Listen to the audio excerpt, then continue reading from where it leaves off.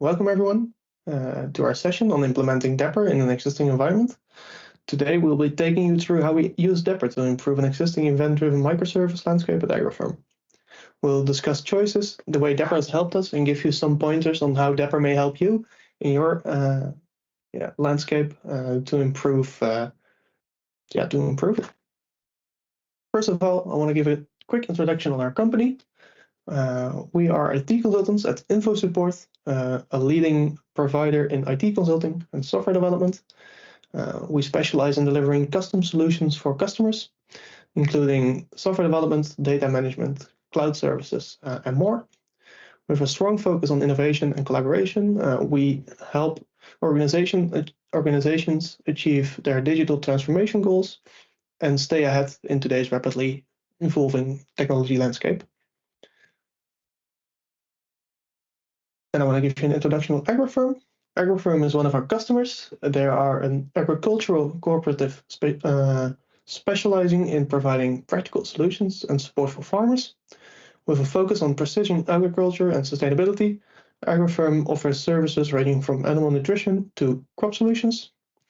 About a year and a half ago, we took over a project at Agrifirm where the main goal was to realize the implementation of e-commerce applications and a self-service portal to replace all the systems.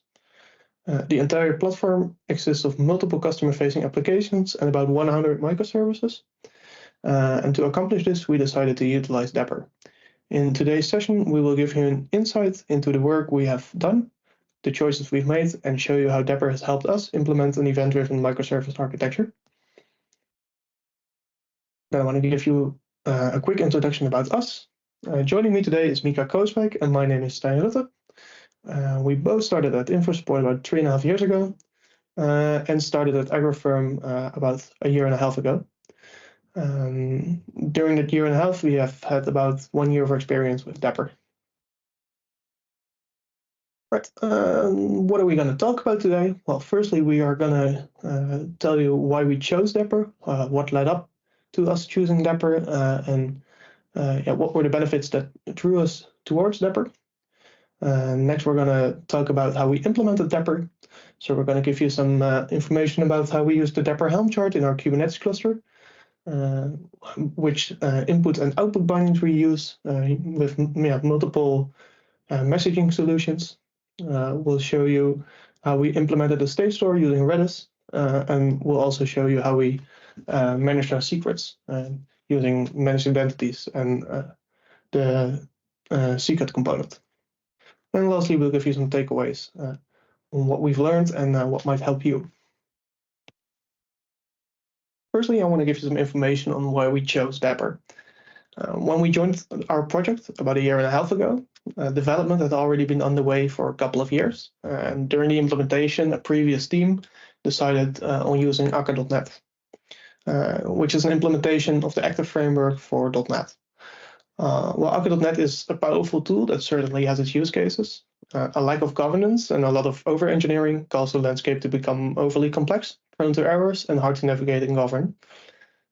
So early on, we decided to overhaul a lot of these services, eventually hoping to replace them, most of the existing landscape for new components.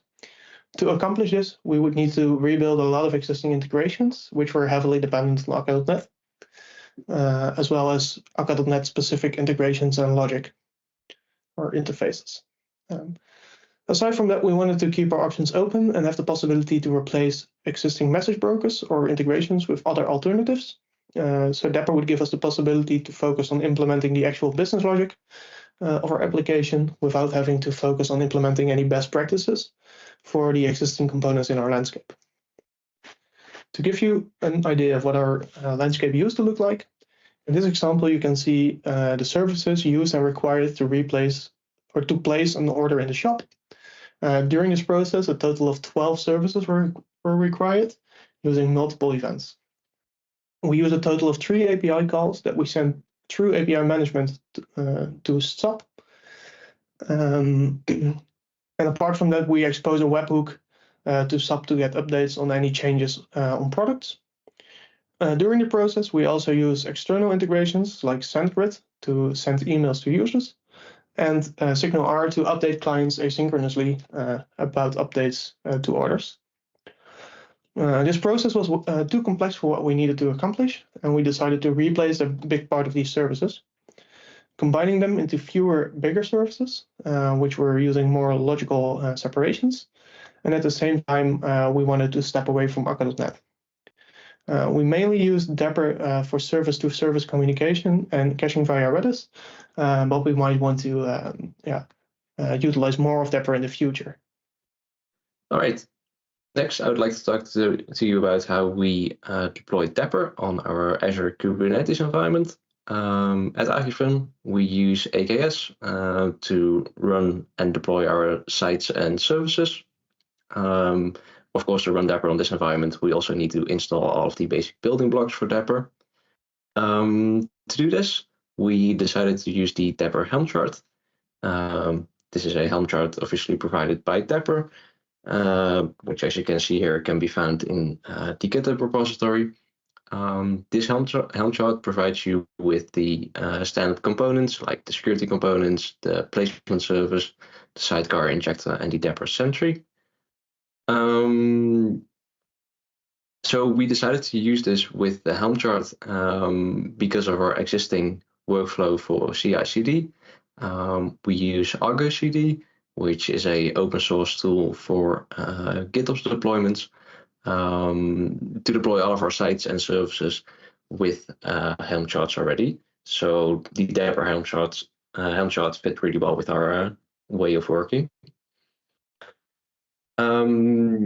Getting the Dapper Helm chart to work with Argo CD was quite easy. Only 2 minor changes were necessary to get it to run properly. It turned out that Argo CD was quite aggressive in killing the Dapper application if it didn't start up within a certain amount of time. So as you can see here at the top, we had to increase the timeouts for the liveliness probe and the readiness probe of Dapper so that it wouldn't be killed before it even had a chance to start. And secondly, our Argo CD instance didn't allow for applications to run in root mode, which the Dapper placement service did by default. So we also had to turn this off with the setting here at the bottom. So this is the way that we deploy Dapper to our Kubernetes environment. If, however, you are also using AKS and want to run Dapper, I would also highly recommend looking into the Dapper AKS extension, which is an extension for AKS also provided by Dapper, which allows you to achieve the same purpose as the Helm chart. It's a different option.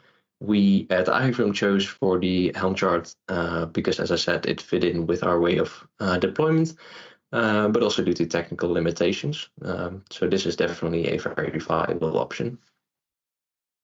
Next up, I want to talk to you guys about the state store component. We use this to implement Redis into our application landscape. We wanted to use Redis as a caching method, especially in the services handling our shopping carts. We often have to retrieve those. They're quite big. We want to add stuff to them, update them, show them to users, and getting them from a relational database took quite a bit of time. So we decided to implement Redis as a cache to speed that up. And we use Dapper to enable that. So what is the state store component? For those who don't know, the state store component allows you to do CRUD operations on a host of different state management tools. So think about Cosmos DB, Azure Blob Storage, MongoDB, and in our case, we used Redis. It also allows you to use transactions on those operations. So that's quite nice. In our case, we used it. And one of the benefits is that we didn't have to learn any fancy Redis SDKs or best practices. We could just use the Dapper client that enabled us to do everything that we needed. We only needed the CRUD operations, so that helped us out. If you do need to do more complex operations, the state store component might not have you covered, so take a look at the documentation for that. Well, how did we implement it? First of all, we created a new component. using YAML. It's quite easy. We specified the type of type Redis. Then we gave the host of our Redis instance, which is running on Azure. So we just use the default URL together with the name of our service.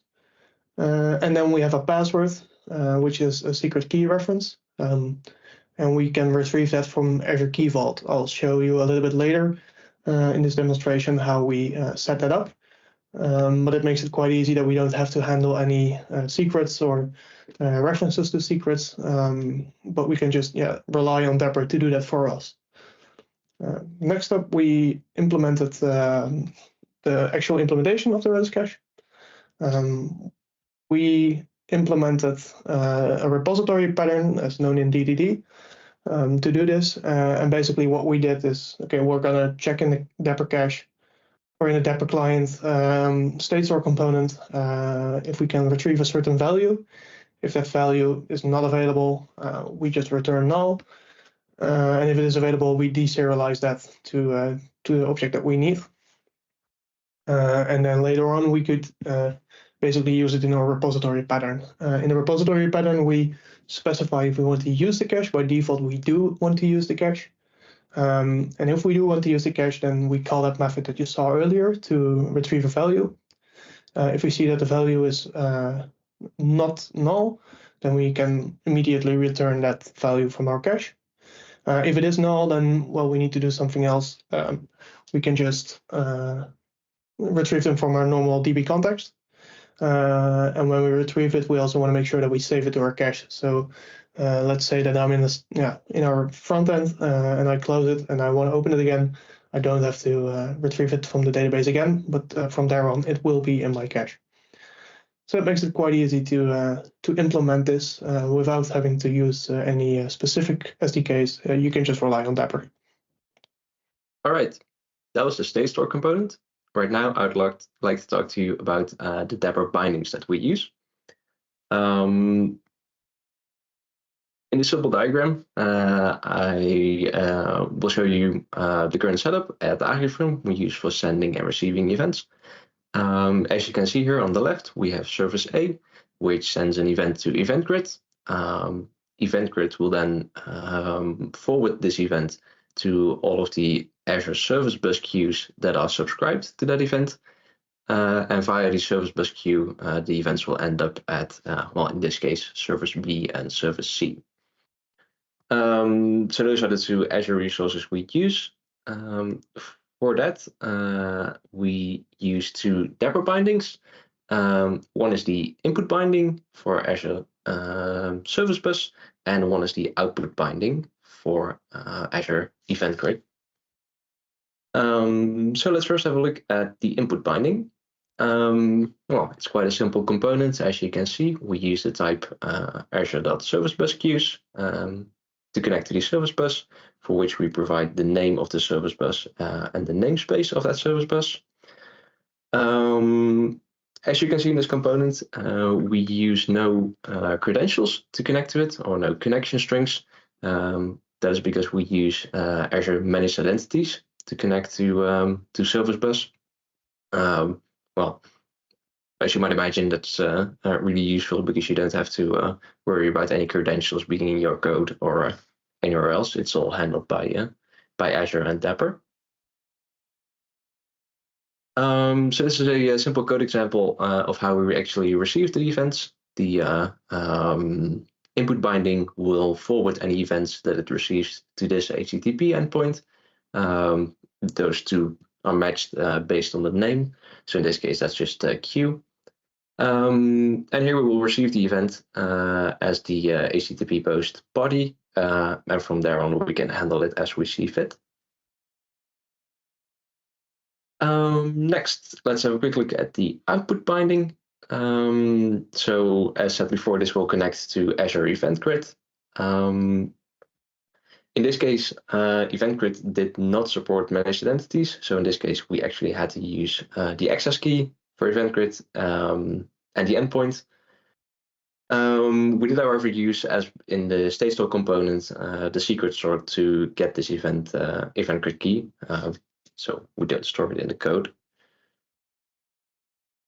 Then let's also have a quick look at how we then send events. We can just use it by using the Dapper client and then the generic invoke binding action. For this, we pass the action create. This tells the component that it has to send an event to event grid.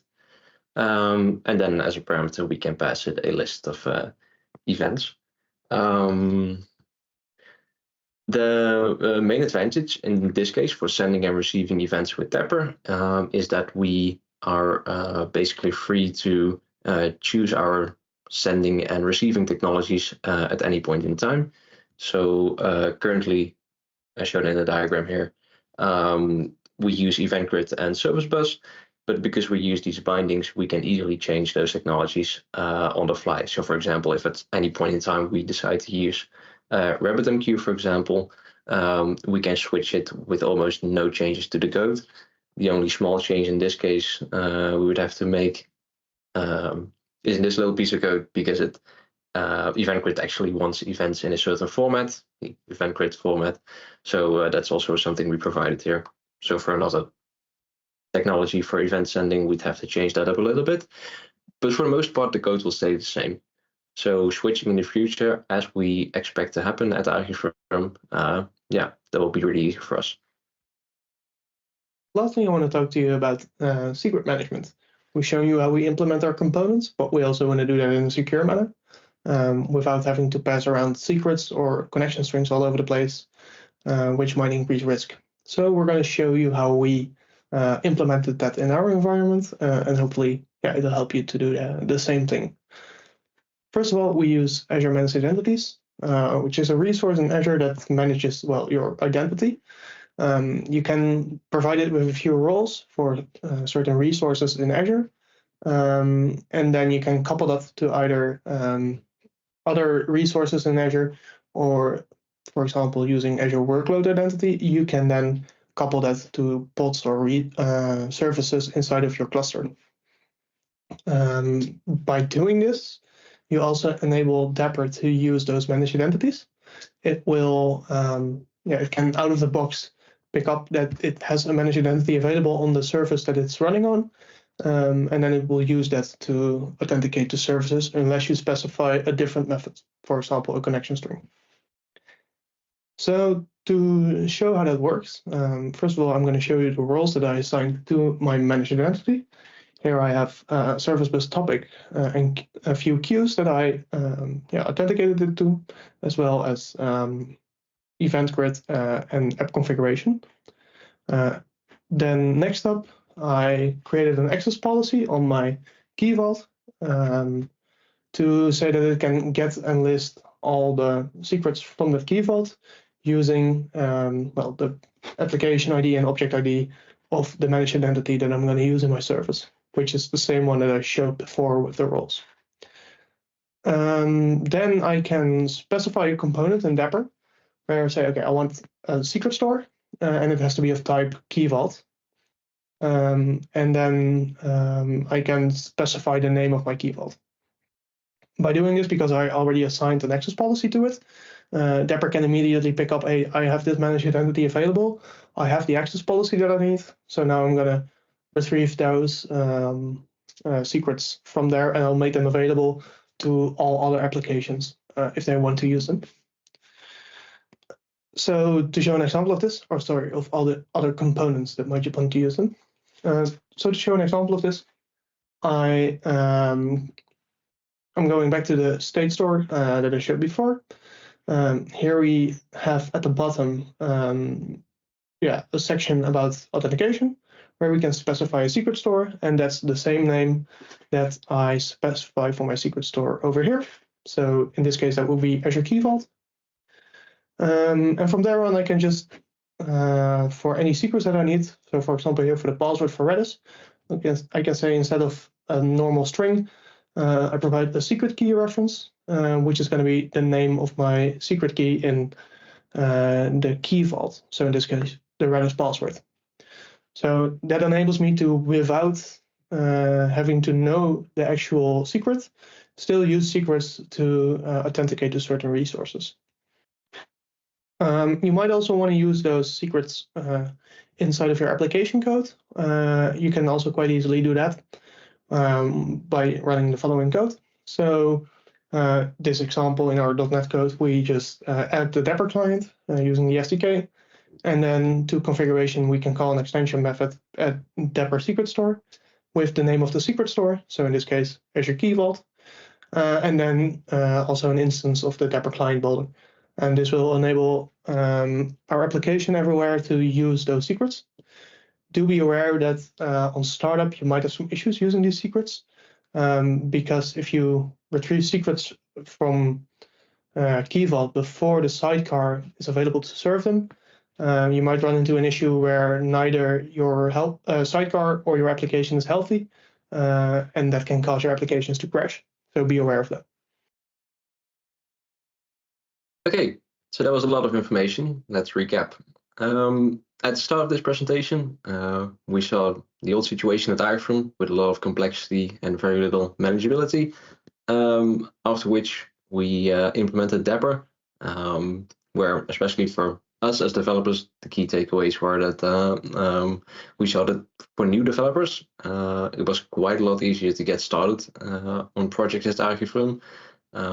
Reason for that being that we only have one framework that developers have to learn, which is Dapper, to integrate with almost any service, external service that we have. And secondly, Dapper also allows us to be very agile in our choice of technology. If at any point we would like to change any of the underlying infrastructure technologies, we can really easily do so with Dapper with almost no changes to the code base. So with that, I'd like to thank you for your time. If you have any questions, feel free to ask them right now. We're happy to answer. And if you think of anything later, please contact us at either our email addresses or on LinkedIn. Thank you.